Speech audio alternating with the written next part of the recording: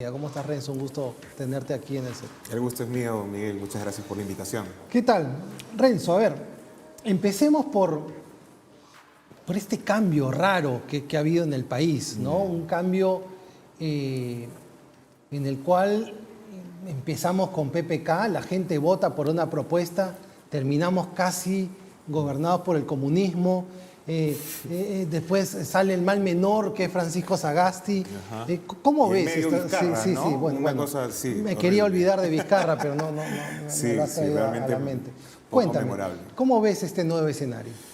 A ver, claro, efectivamente es un nuevo escenario, pero que tiene una serie de condicionantes que son importantes analizar, ¿no? Estamos en principio ante un problema respecto a los partidos políticos y la profunda desconexión que existe entre las instituciones, cómo estos proyectan su acción y lo que la gente finalmente termina votando. Pero todo eso tiene que ver también con una reforma política pendiente. Es decir, por ejemplo, los partidos políticos son una suerte de vientres de alquiler, buses, transportes para poder llegar al poder, pero en ningún momento se plantean la necesidad de representar a la gente. De tal manera que mucha gente que, por ejemplo, entra al Congreso por una sola tienda política, recién se conoce a la hora de juramentar, por ejemplo. Esa es una. Lo siguiente es que todas estas planchas se terminan por negociar y construir a última hora, de tal manera que, por ejemplo, cuál es la lealtad que le podía deber, entre comillas, más allá de la que una persona decente podría hacer, pero en términos institucionales la que debería deberle el señor Vizcarra al señor PPK. Ninguna, porque en ningún momento militaron en ningún movimiento, en ningún momento hubo tampoco una conciliación de intereses, digamos, doctrinarios, ideológicos. Y todo eso en medio de un país que ha hecho, que ha estado continuamente insuflado de odio, de paralización a partir del odio cainita que hay, absolutamente infraterno, en donde, por ejemplo, los medios de comunicación y ciertos señores que se autodenominan prácticamente la reserva moral del país han generado esta suerte de vamos a decirlo así, de puente entre la ciudadanía y el poder. De tal manera que los partidos políticos, con ideas, con ideologías, con programas, han terminado siendo relegados por este cúmulo de intereses.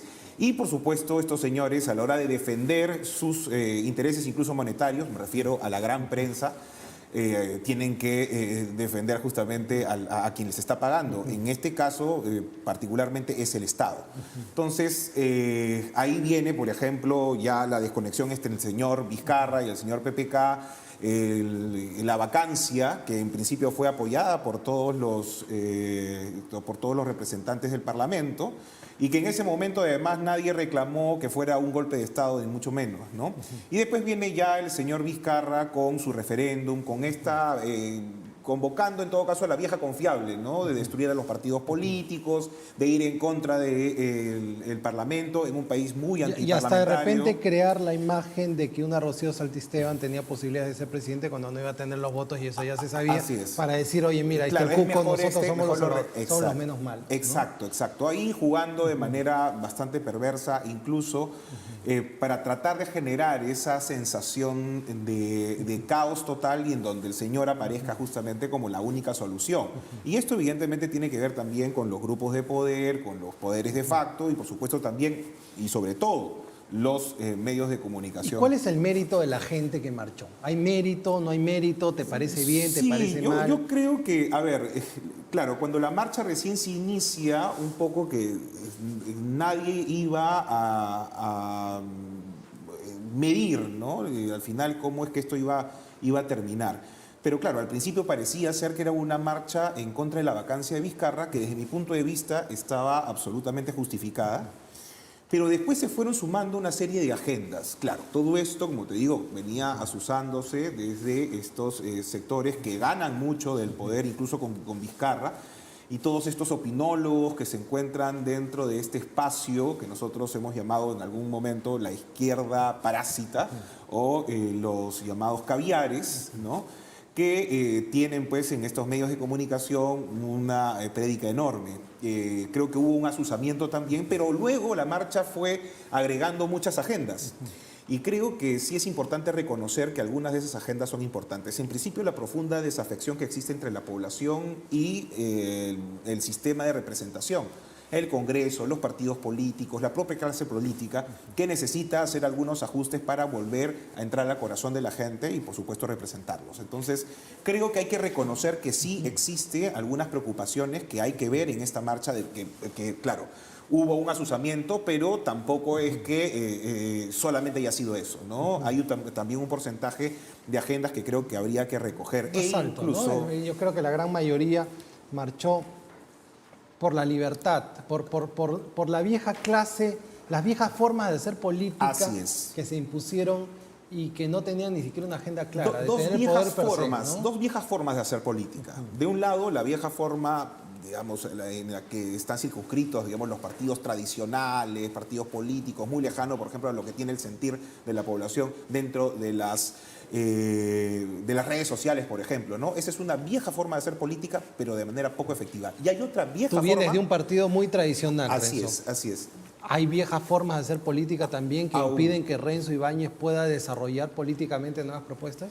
Ahora, pero déjame terminar con esta tesis de la otra vieja forma de hacer política, pero que es sí muy efectiva, que es ir en contra de los partidos políticos, que ir en contra de las instituciones, que es desde el poder cooptar absolutamente todos los intereses personales por encima de los personales por encima. No, ver un Vizcarra burlándose al día siguiente cuando ya están los fallecidos, cuando ya el país está convulsionado, ¿no? De manera procaz. Fue realmente ofensivo, creo, para cualquier demócrata.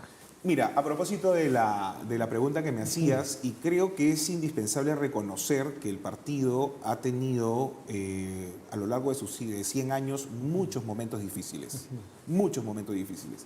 Y este es uno de los momentos difíciles, pero también es cierto que ha habido una arremetida, ¿no?, antiaprista, antipolítica, que no nos ha permitido generar las reformas correspondientes, encontrarlo de repente las formas de podernos comunicar, y muchas veces el partido ha caído solamente en la resolución de ser una suerte de buffet de abogados, de defensa de los ataques, en vez de hacer política con propuestas. Correcto. ¿Y cuál es la nueva forma de hacer política de Renzo Ibáñez? Hacer propuestas y comunicarse más con la gente, ser mucho más empático. Creo que la gente, mira, una de las formas, yo le tengo muchísimo respeto al señor Antero Flores Arauz, que creo que le tocó un malísimo momento, creo que su intención era la mejor, pero que no era el hombre indicado para el momento, ¿no? El señor estaba hablando por teléfono y pedía una explicación al señor Merino a través de RPP, mientras sucedían 4 o 5 millones de cosas a la vez dentro del Twitter, dentro de las redes sociales. La velocidad es otra. Exacto, la velocidad de la política es otra, y eso implica, uno, tener una propuesta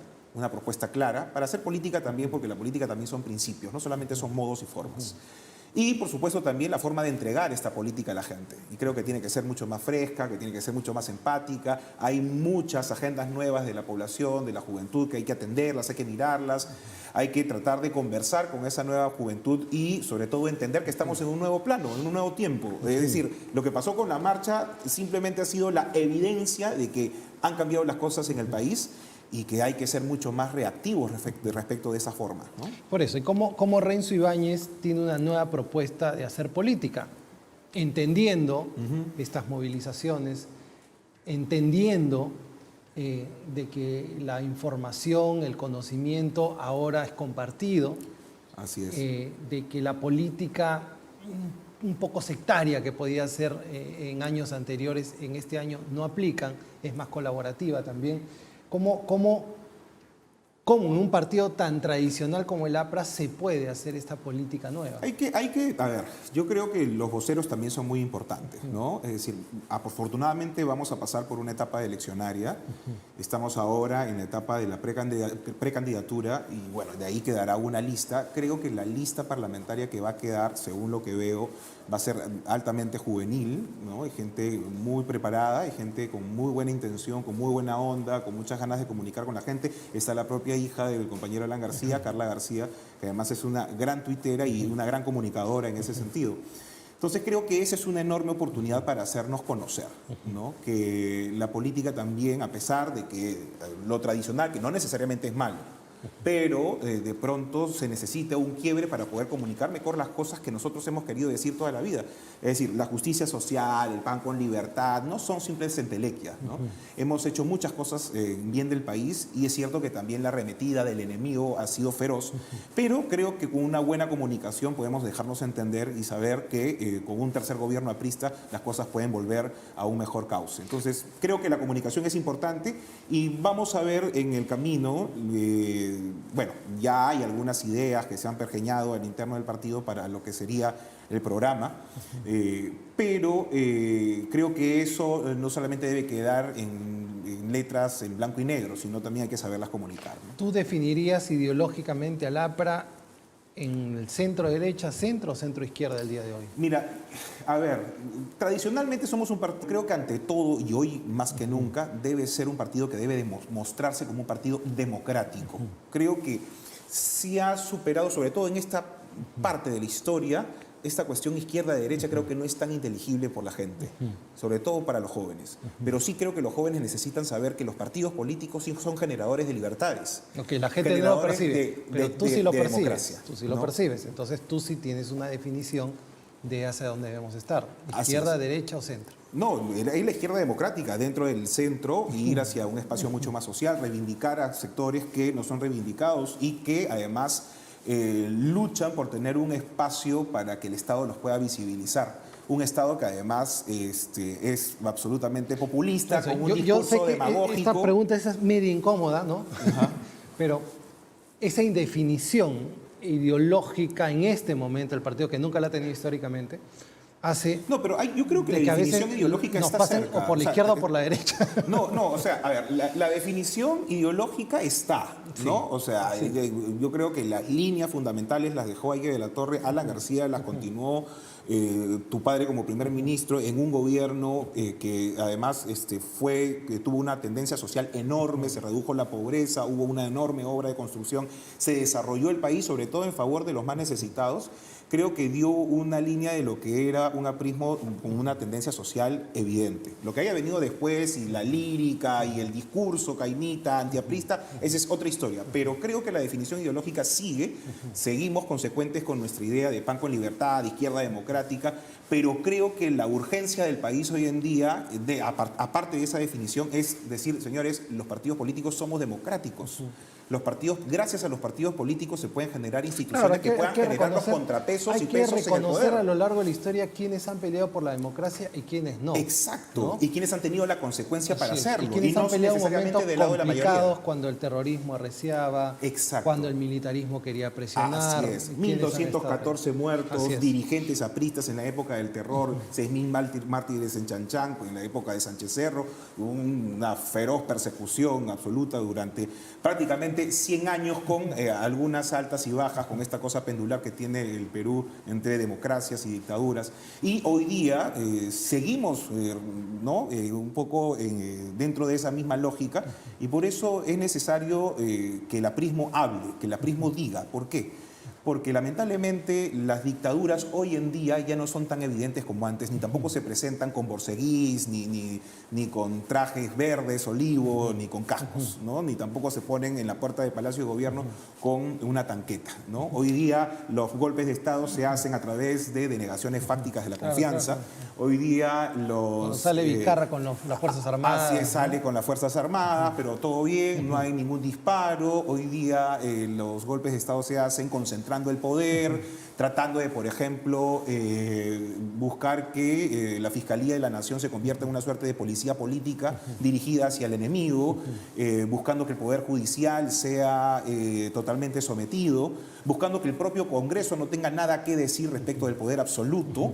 Y por supuesto también, y hoy en día, por ejemplo, cuando pensábamos que el señor Sagasti podía ser una suerte de alivio, tenemos a un señor que quiere también someter incluso hasta la Policía Nacional. Ya no se contenta con la policía política, sino también con la Policía Nacional, a quien pretende bajarle la moral como institución y para, por supuesto, tratar de hacer que imperen sus propios intereses, ¿no? Que además son intereses de grupos, ¿no? Sí. Renzo, se me dio un poquito la pregunta que te quería hacer. ¿Sientes que el partido necesita una reconexión con el pueblo? O siempre ha estado conectado por el pueblo y esto ha sido ataques que se han hecho del parte de los enemigos del APRA. O este nuevo discurso, esta nueva forma de hacer política es la que tienen que reconectar con la gente. A ver, el APRA es el pueblo en marcha, ¿no? Su militancia es eminentemente popular. Sus dirigentes tienen extracción popular. El APRA se debe al pueblo y es parte del pueblo. El tema es que, claro, la política, como te digo, en las condiciones en las que las hemos vivido, nos ha generado, y también la poca respuesta que hemos tenido. Incluso creo que los dirigentes han hecho también un mea culpa porque, claro, no es solamente la acción de los enemigos, sino también la poca reacción que hemos tenido en los magros, los poquísimos guarismos tan raros que tuvimos, por ejemplo, en el 2020, en enero, donde yo también participé como candidato al Congreso. Entonces nos ha faltado tener una comunicación mucho más efectiva. Creo que ahí es donde se ven los verdaderos apristas, ¿no? Y no aquellos que en las dificultades se corren. Bueno, cada uno tendrá sus formas de entender el aprismo, pero, a ver, quienes hacemos política con P mayúscula y estamos permanentemente en el partido, nos preocupamos por el devenir institucional del APRA, porque creemos en el devenir institucional de la patria, ¿no? No puede haber democracia sin contrapesos, y los únicos contrapesos que existen, más allá de las instituciones formales, poder judicial, poder ejecutivo, son justamente los partidos políticos que pueden señalar directamente lo que sucede con sus gobernantes, ¿no? Y hacerlo además sin miedo, ¿no? ¿Y qué autocrítica? Lo que pasa es que obviamente, para un partido morado que no tiene historia, que no tiene doctrina, claro, que no tiene nada, es difícil hacer autocríticas o lo que sea, porque no tienen... No puede haber una autocrítica en un bebé de 2 meses, ¿no? O sea, es así. Mientras que un anciano de 100 años digamos, que cuando hace una reflexión tiene muchas cosas que decir, ¿no? De los últimos años, ¿qué autocrítica se puede hacer para mirar el futuro con optimismo y decir el APRA es una opción de gobierno como siempre lo fue y está en defensa de los intereses del pueblo? Yo estoy seguro que a medida de que pase el tiempo, la historia va a poner todo en su lugar.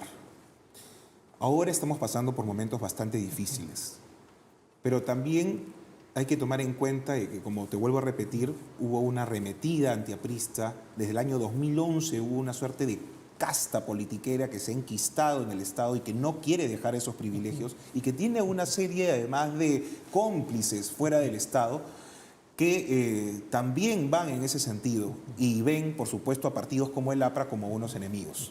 Quieren concentrarlo absolutamente todo. Pero también es cierto que debemos generar espacios de consenso con otras fuerzas políticas, debemos centrar nuevamente al APRA dialogante, ¿no? Al APRA que perdona, al APRA que asume sus errores, pero que también quiere avanzar hacia adelante. ¿Y hay que perdonar al APRA también, Renzo? Yo creo que al APRA se le tiene que entender, y si alguna vez, la institución es una institución llena de seres humanos y como tal tiene muchos errores, como también muchísimos aciertos. Y cuando te digo que la historia pone todo en su lugar, de que a pesar de todos esos errores y los tantísimos aciertos que hemos tenido, la gente, el país se dará cuenta que al final en ese balance las cosas que hemos hecho bien van a ser mucho mejor valoradas. Así que una de las evidencias, y creo que con el tiempo vamos a demostrarlo, y lo estamos demostrando ya, ¿no? Bueno, el desarrollo económico que tuvimos, la capacidad para poder generar no solamente crecimiento a nivel del crecimiento económico formal, ¿no? Sino además en términos de shock de inversiones, núcleos ejecutores para los espacios más populares, la integración de pueblos que estaban muy alejados, electrificación rural, en fin, cosas que ningún otro gobierno ha podido emular o siquiera imitar o siquiera acercarse, ni siquiera el señor Vizcarra con toda su popularidad. A veces es un poco, muy difícil de entender cómo una persona que no construyó un solo hospital haya tenido 70% de aprobación solamente con mantener a raya a los políticos. ¿Tú crees que los peruanos somos muy ingratos si no reconocemos? Una vez me hicieron un chiste de que un político que hizo maravillas, le dio título de propiedad a un pueblo, va a la elección, va a la reelección, la pierde, y dijeron porque el próximo vendrá a construirnos la casa. ¿Crees que el pueblo peruano es ingrato y no reconoce? Esto me hablaste de la historia reivindicará, sí. Pero también el pueblo, ¿cómo lo ves que reacciona? Javier Silva Arruete en el año 80 estaba siendo entrevistado por un periodista llamado Manuel de Ornelas, ¿no? Y este le preguntó, usted, señor, porque era el ministro de Economía del régimen de Morales Bermúdez, y le dice, ¿y usted que ha sido un exitoso ministro de Economía, qué le depara a este segundo gobierno de Fernando Belaúnde que recién ingresaba, ¿no? Y Javier Silva Arruete cuenta en sus memorias y dice, no me diga usted que soy exitoso en un pueblo que no perdona el éxito. No lo decimos nosotros, no lo dice Alan García, lo dice a veces la historia. Es un pueblo a veces muy complejo, muy complicado, pero también un pueblo hermoso y que sabe besar y que sabe también amar. Entonces, así como hay profundos odios, creo que podemos trascender también al amor y a la fraternidad. Creo que en algún momento eso pasará y la gente va a tenerse que dar cuenta de que instituciones como el APRA nunca mueren, porque justamente están enraizados en el pueblo. Qué bueno, Renzo, y qué bueno que estés en política, qué bueno que no te canses, que perseveres, mucho es perseverancia, y que no te desanimes ante quienes no saben y no conocen de repente la historia del Perú. Nada más, ese es el mensaje que te quiero dejar. Y bueno, gracias. y muchos éxitos este domingo. Muchas gracias. ¿Con qué número vas a...? Con el número 25. Con el número 25. Está muy bien, Renzo, te deseo el mayor de los éxitos. Muchas gracias. Listo, bueno.